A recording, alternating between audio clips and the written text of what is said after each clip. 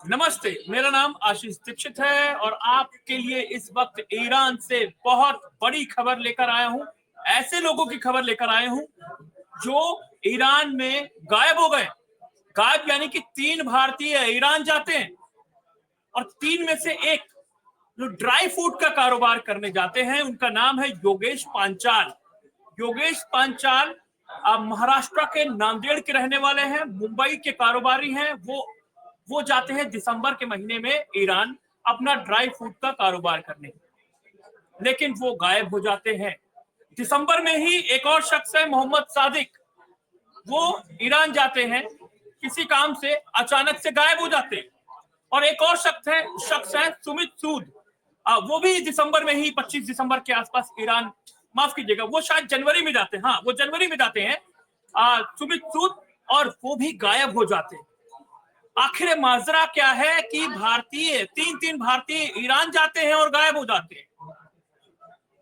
खबर है कि ईरान में जो मॉरलिटी पुलिस है, जो वहां पर मॉरल पुलिसिंग कर रही है, वो 2 लोगों को उठा लेती है। और उठाती इसलिए है, आरोप इसलिए लगाया जाता है, कहा यह जा रहा है कि 2 लोग जो भारतीय बताए जा रहे थे, वो एक प्रतिबंधित जगह पर फोटो खींच रहे थे। अब दो लोगों में से मोहम्मद सादिक और सुमित सूद है या योगेश पंचाल है, ये अभी क्लियर नहीं है। ये मुद्दा एमईए के पास गया। एक पत्रकार ने एमईए से, प्रवक्ता जो है रणदीप जायसवाल, उनसे सवाल किया कि ईरान में 3 भारतीय लापता हो जाते हैं, भाई साहब आप इस पर एक्शन क्यों नहीं लेते? ईरान तो अपना बहुत दोस्ताना मुल्क है, लोग परेशान हैं, घर वाले परेशान हैं कि ईरान के साथ अच्छे संबंध होने के बावजूद हमारे लोग वहां लापता हो रहे हैं, उनकी कोई खोज खबर क्यों नहीं ले रहा है? ये एक बड़ा सवाल था। अब एमईए के प्रवक्ता से जब ये सवाल पूछा जाता है तो बोलते हैं कि हाँ, हम पड़ताल कर रहे हैं, हम जल्द बताएंगे। लेकिन 1.5 महीने के आसपास एक शख्स 2 महीने के आसपास से गायब है, एक शख्स 1.5 महीने के आसपास से गायब है, और एक शख्स 1 महीने के आसपास से गायब है, लेकिन ईरान में इनका कोई भी पता नहीं चल पा रहा है। ये नौबत ऐसे मौके पर है जब बजट में जो चाबहार एयरपोर्ट ईरान में भारत के सहयोग से बन रहा है, उस बजट में 100 करोड़ रुपए अलग से उस चाबहार एयरपोर्ट को बनाने के लिए दिए जा रहे हैं। यानी कि फ्रेंडली कंट्री है ईरान, भारत का बहुत अच्छे संबंध है उसके साथ, लेकिन अपने नागरिकों के लिए जो 3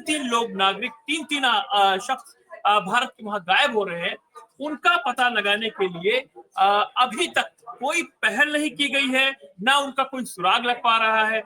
दावे यहां तक किए जा रहे हैं कि ईरान की मॉरलिटी पुलिस ने उनको जासूसी के शक में गिरफ्तार कर लिया है।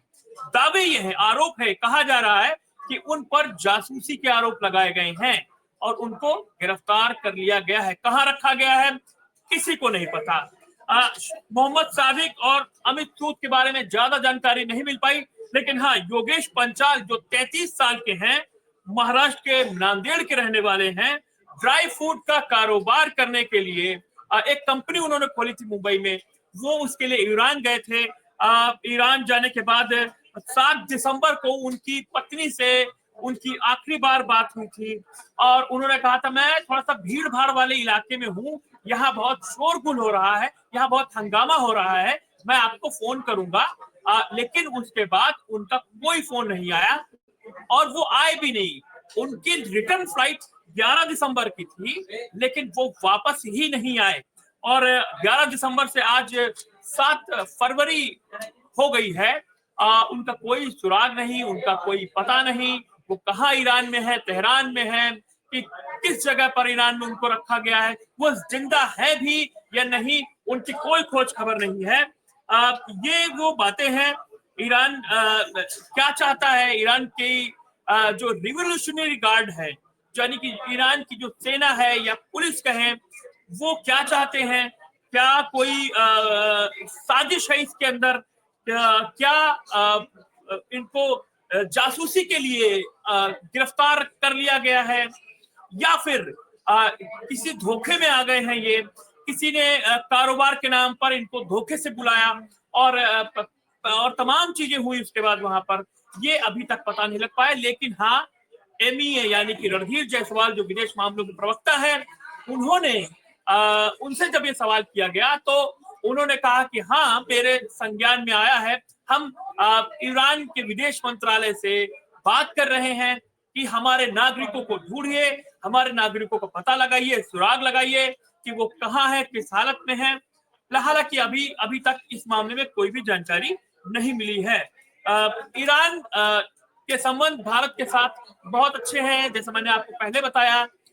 ईरान से भारत तेल खरीदता है, ड्राई फ्रूट खरीदता है, और तमाम वहां की चीजें इंडिया में आती हैं, और इंडिया से भी कई सारी चीजें एक्सपोर्ट होती है ईरान को।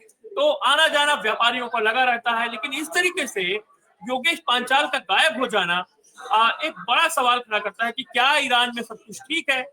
ईरान में क्या बाहर से आने वाले जो लोग हैं उन पर क्या पैनी नजर रखी जा रही है? एक मानवाधिकार जो संस्था है एमिनिटी इंटरनेशनल, उसकी एक रिपोर्ट में एक ये दावा किया गया है कि ईरान में कई विदेशी नागरिकों को रातों रात उठा लिया गया है, उनको गायब कर दिया गया है।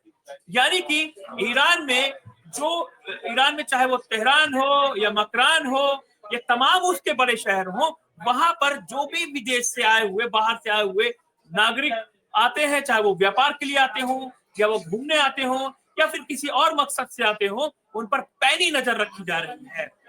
अब इस मामले में क्या उनको पकड़ा गया है, तीनों लोगों को, योगेश पांचाल, मोहम्मद सादिक और अमित सूद, जो 3 नाम मैंने आपको बताए, या फिर उनके साथ कोई दुर्घटना घट गई है, या फिर वो अभी जीवित हैं या नहीं, ये तो विदेश मंत्रालय पड़ताल के बाद ईरान का अपना डाटा या अपनी जानकारी शेयर करेगा भारतीय विदेश मंत्रालय के साथ।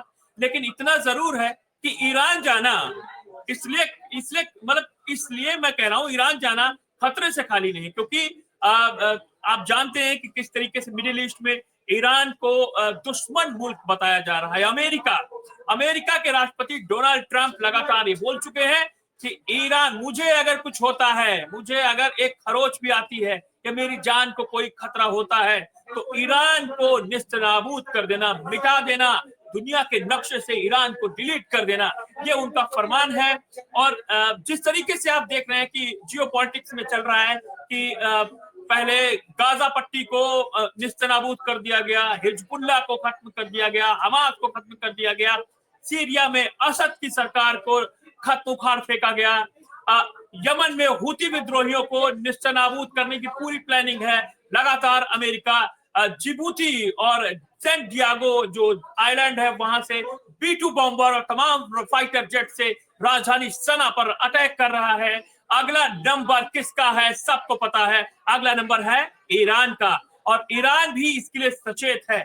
लेकिन क्या ईरान इस सतर्कता में, क्या ईरान फूक फूक कर जो कदम रख रहा है, क्योंकि जिस तरीके से ईरान में कहा जा रहा है कि जासूसों का जाल है, रिवोल्यूशनरी जो उसके गार्ड हैं वो अपनी ही सेना के लिए जासूसी करते हैं, और बताया जा रहा है कि चाहे वो इस्माइल हानिया हो या वहां के राष्ट्रपति जो जिनका हेलीकॉप्टर क्रैश में जिनकी मौत हुई, वो सब जो जासूसी उनके अंदर के लोग हैं, वही जासूसी करके अमेरिका तक जानकारी मुहैया करवा रहे हैं, इजराइल तक जानकारी मुहैया करवा रहे हैं। लेकिन क्या सतर्कता, अति सतर्कता बरतते हुए उन लोगों को भी पकड़ा जा रहा है जो व्यापार करने के लिए आ रहे हैं, जो वहां पर अपना कोई ड्राई फ्रूट के व्यापार के लिए आ रहे हैं, या कोई इंडस्ट्री के लिए आ रहे हैं, या चाबहार एयरपोर्ट के लिए कोई कर्मचारी आता है, तो क्या उस पर इतनी पैनी नजर रखी जानी चाहिए कि वो रातों रात गायब हो जाते हो, किसी को पता भी नहीं चलता? आपका इस वीडियो पे क्या कहना है? मुझे लगता है कि जो पीड़ित हैं, जो परिवार वाले परेशान हैं, उनके लिए दुआ करिए कि उनके जो लोग हैं, योगेश पांचाल हो, चाहे वो मोहम्मद सादिक हो या अमित सूद हो, सही सलामत ईरान में हो। और मुझे लगता है कि जल्द ही ईरान कुछ डाटा, कुछ जानकारी शेयर करेगा भारतीय विदेश मंत्रालय के साथ। आपका इस वीडियो पे क्या कहना, हमें बताइएगा, और वीडियो को शेयर करिए, लाइक करिए, सब्सक्राइब करिए, और ईरान और तमाम जियोपॉलिटिक्स की जानकारी और खबरों के लिए इंडिया न्यूज के साथ बने रहिए। नमस्ते।